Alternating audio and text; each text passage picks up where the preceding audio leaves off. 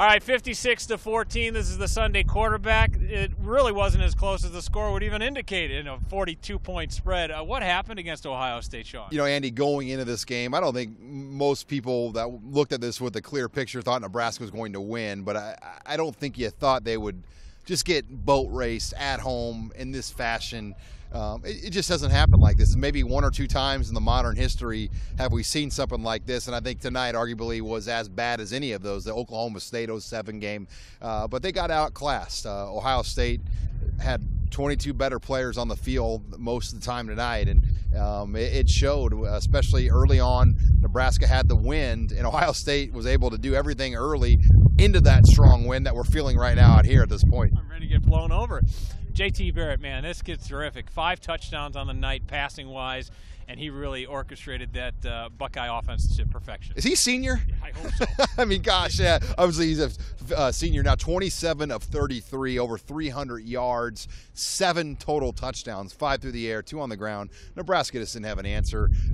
Even, you know, on third downs when he threw it, he could have probably ran for it too. I mean, he was your Urban Meyer quarterback that we've seen, whether it's been at Utah, Florida, or now at Ohio State.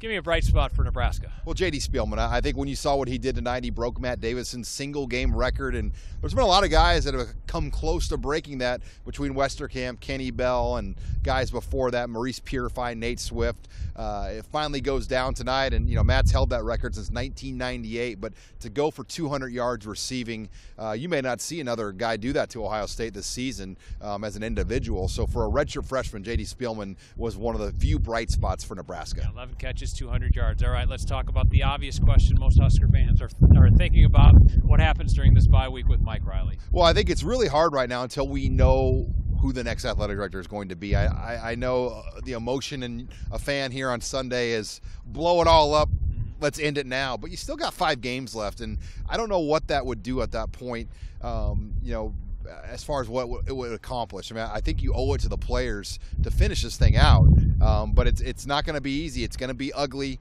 You know, there's 2 home games left, Northwestern and Iowa. You know, in three road games. So it's a tough stretch Nebraska faces here to close the year out. But until we know who's going to lead this athletic department, it's really hard, in my opinion, to make that type of decision at this point right now. Nebraska 3-4 overall, 2-2 in the Big Ten. They are now off their bye week next week. They will get it again on the road when they get back to action a week from Saturday at Purdue.